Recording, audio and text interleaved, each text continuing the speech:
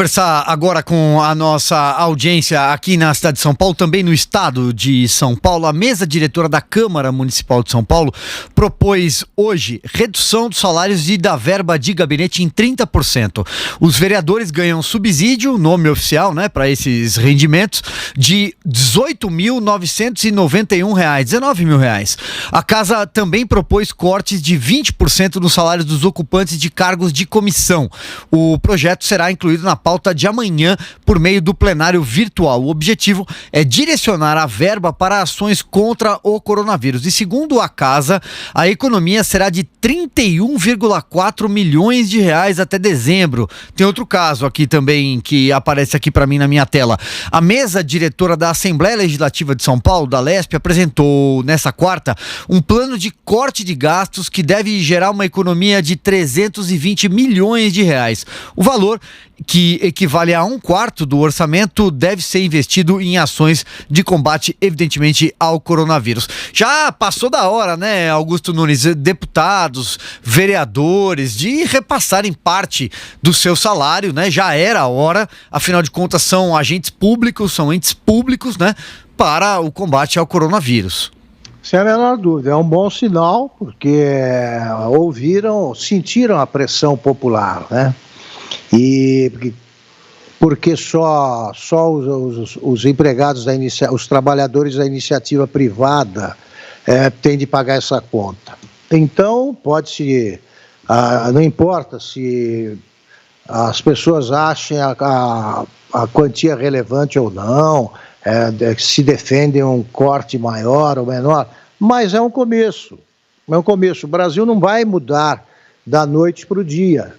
Então o brasileiro é muito apressado aí nesse sentido. Não, é só 20 e tal. Pela primeira vez está acontecendo. Está acontecendo pela pressão popular. Os políticos são muito sensíveis, sobretudo quando se aproxima uma eleição.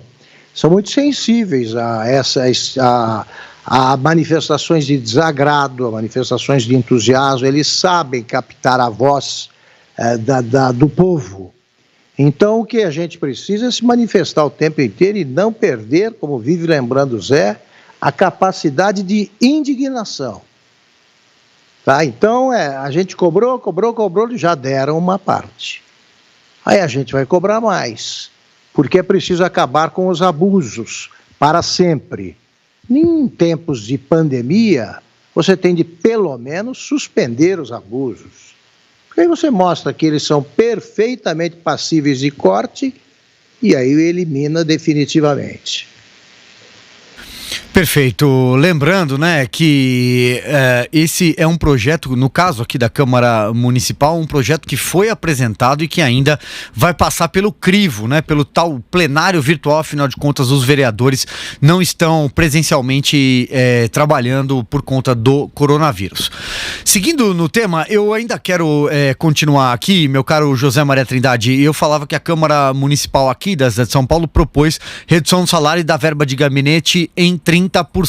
O valor, né, dos rendimentos, esse subsídio é de R$ 19 mil, R$ 18.991, eu estou arredondando aqui. E também a mesa diretora da Assembleia Legislativa aqui de São Paulo apresentou um plano de corte de gastos que geraria uma economia de 320 milhões de reais. Quero te ouvir, mas reafirmo aquilo que eu disse quando eu passei aqui a palavra para o Augusto Nunes.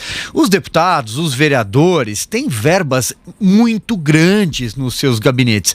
Zé, você que conhece Brasília como ninguém aí há décadas, sabe que tem inclusive gabinete de liderança, gabinete de secretarias e por aí vai, que tem gastos absurdos. E esses gastos, evidentemente, já estão previstos no orçamento, só que estão congelados, estão parados. Para onde é que tem que ir? Tem que ir no combate ao coronavírus. Exatamente. Silvio, olha, eu vou te contar uma história aqui. Se todos os funcionários da Câmara e do Senado forem um dia trabalhar, você sabe o que acontece? Uma tragédia. Não cabe todo mundo no prédio do Congresso Nacional. 70 funcionários em um gabinete parlamentar, não dá para entrar, né?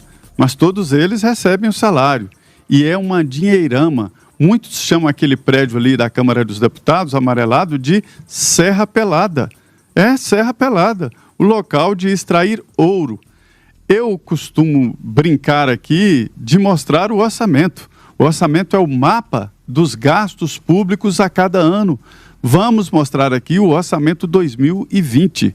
O orçamento 2020 é de 3 trilhões e 800 bilhões de reais. 3 trilhões.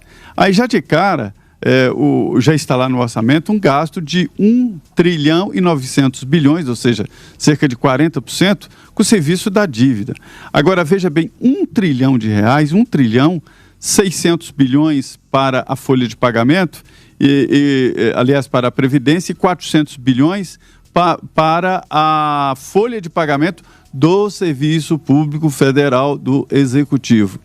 Agora eu vou te dar um número aqui, Silvio, que a gente fala que está investindo 100 bilhões, 80 bilhões no combate ao coronavírus. A Câmara e o Senado têm um orçamento de quase 11 bilhões de reais em 2020. 11 bilhões de reais. Esse gasto em 85% a 90%, salário. São salários ali acima de 30, 35 mil reais. O salário mínimo da Câmara e do Senado é na faixa de 19 mil reais, ou seja, passou no concurso hoje, amanhã começa a ganhar 19 mil reais. É o local onde o policial é melhor pago, talvez no mundo.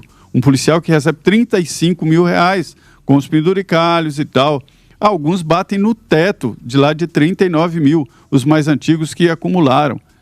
É um absurdo, o orçamento é o retrato da desigualdade.